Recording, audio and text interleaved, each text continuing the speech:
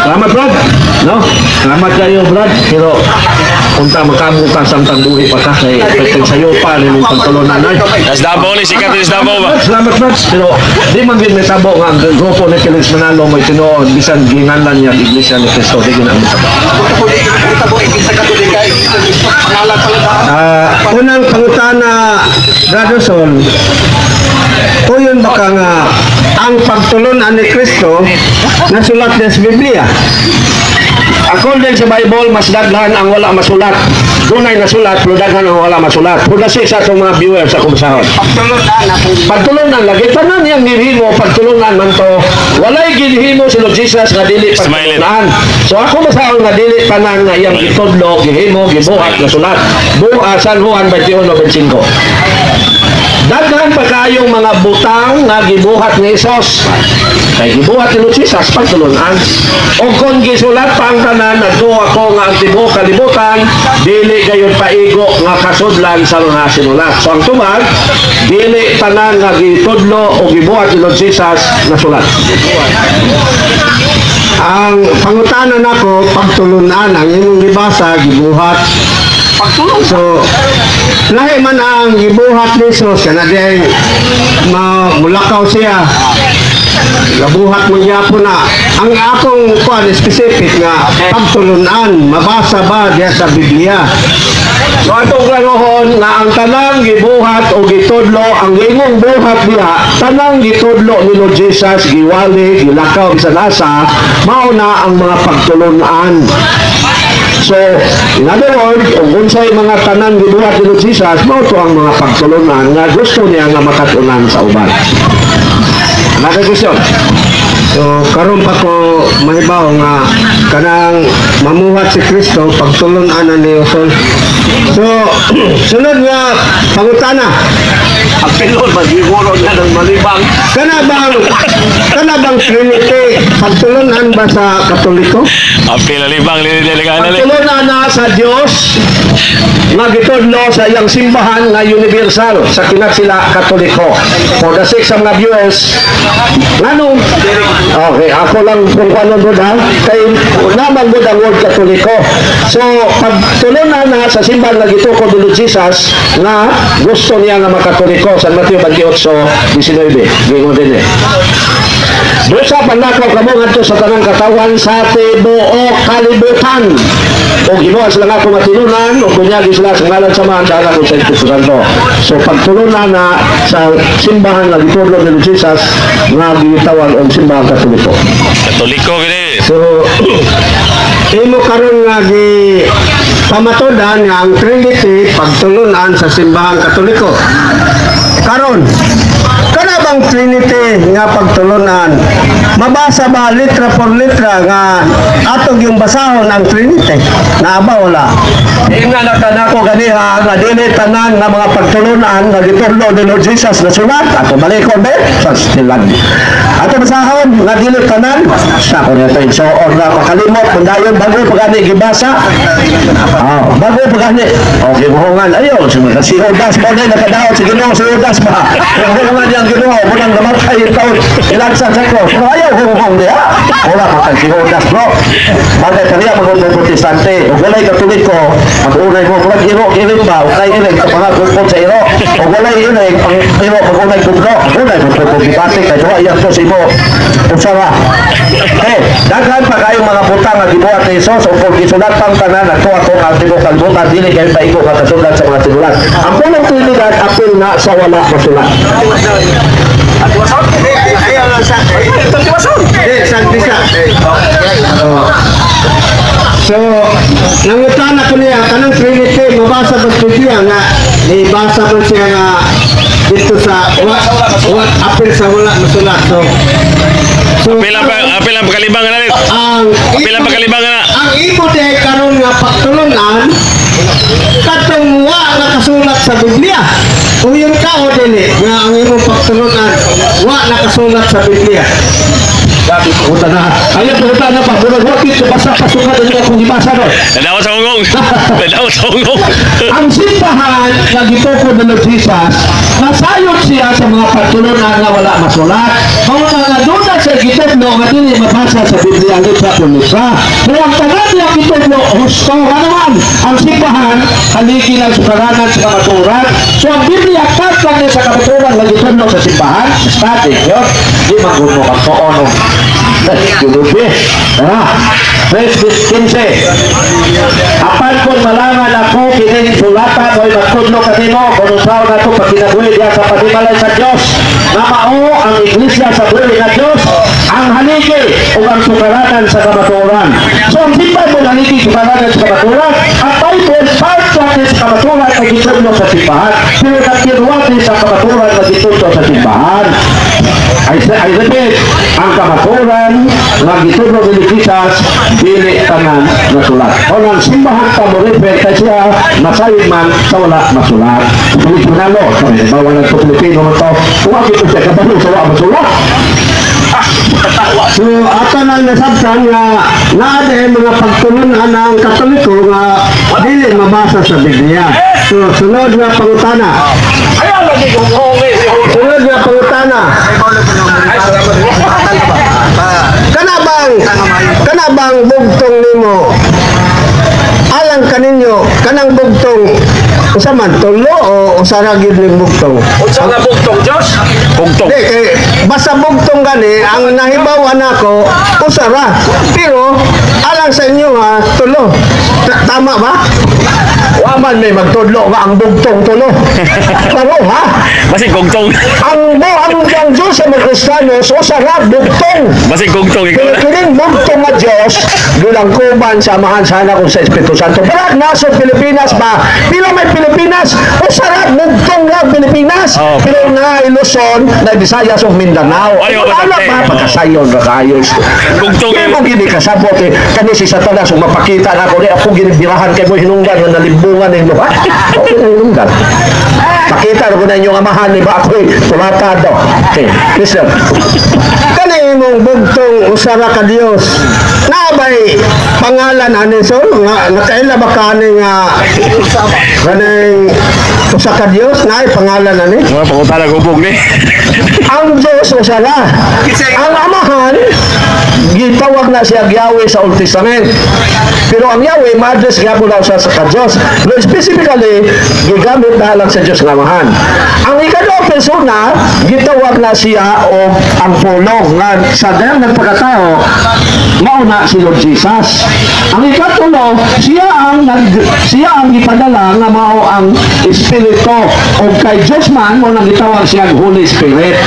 So kung walay gibutang mo sa ngalan sa Holy Spirit o kapurado pa dahil dito sila kalibutan pagkamatay ron bawa ni mo dito kaya wala man kisulat din sa ngalan sa Holy Spirit. Na mamugos na ikaw na waman din alam mo gutuban ko waman din alam ikaw gusto ka na pagkamatay na yan dahil dito ka mangutana ako may pangutano ninyo waman na masulat sa Biblia another question. So alang nimo na kay Dios nga Yahweh na po kay Dios nga Jesus. So pila Yahweh or Jesus pila naman ang kabo. Sana kayo na, kaya na yawi. Persona, duha sila. Terus pagka Diyos o siya na. So, ang amahan Diyos, ang anak Diyos, pero dili sila duha ka Diyos, kung dili ko sara. Ang imo duha man, nga way mabasa sa Biblia, duha ang Diyos. Mas sila nito ba? Kugtong, dili ito bugtong, kugtong. Sunod. Pinadayag 3:21. Saan na to? Sige, basa para Pinadayag 3:21. Okay, now 3:21. Nagtutol naman eh. Imong Bible eh. Ang daog pagtuparon ko paglingkod sa akong trono ingon nga gipalingkod ako tubad sa akong amahan sa iyang trono tungod kay midaog man ako. ang pangutana si Kristo nakigtupad na sa iyang amahan. Karon gusto na ako nga ipaklaro sa imo asa mga Diyos ni mo anang nagtupad og lingkod. Kay usa ra may imong Dios.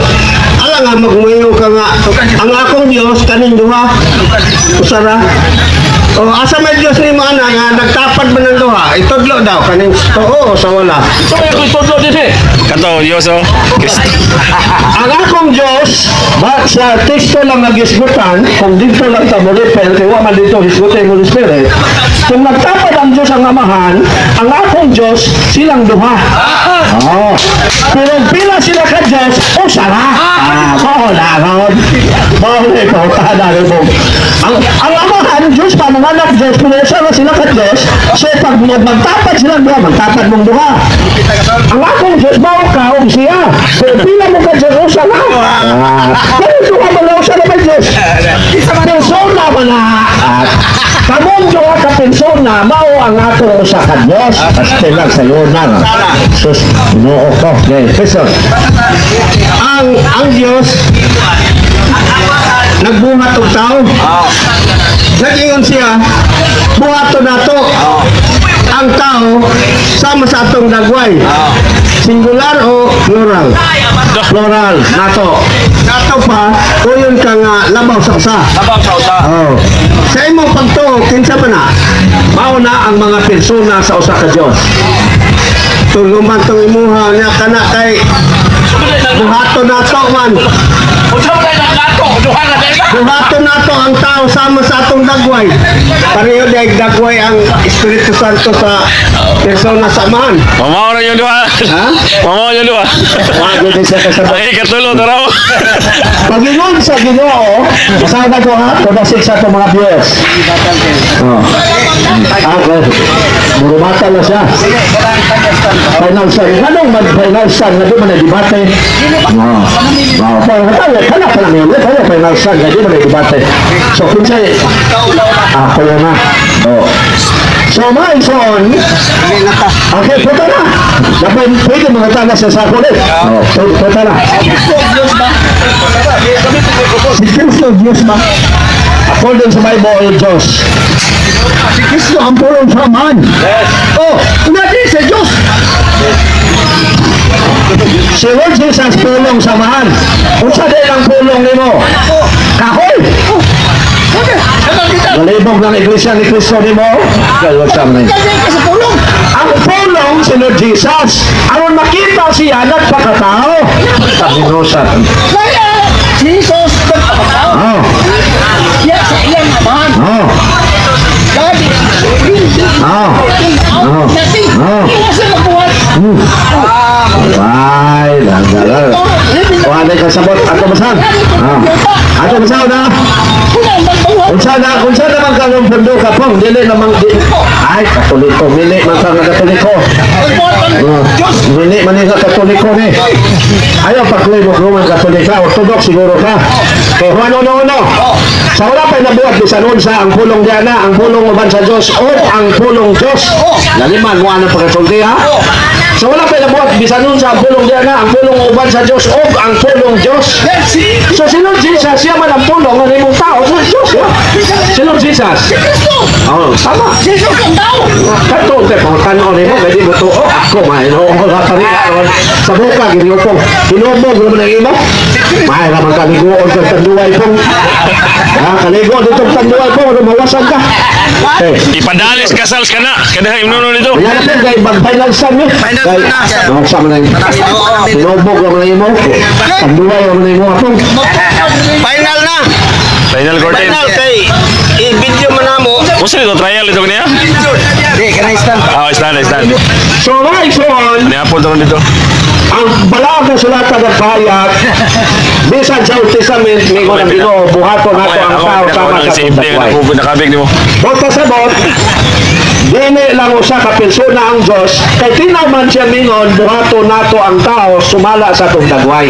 Kay dili man may tabo nga ang anghel yung kauban pagbuhat, kaya ang anghel, binuhat ko na sa Diyos. 3 minutes sa labatan, no? So, basig masyot pa sa pagbunot nato ang person eh. Buhat, Hebrew 1:7. Kasunod ni. Unsay kay ngon din eh. Ikaw may last. Kaya ikaw Hebrew 1:7. Hebrew 1:7. Dira. Mao kini ang gingon sa Dios bahin sa iyang mga anghel. Gimo sa Dios nasama sa anin ang iyang mga anghel.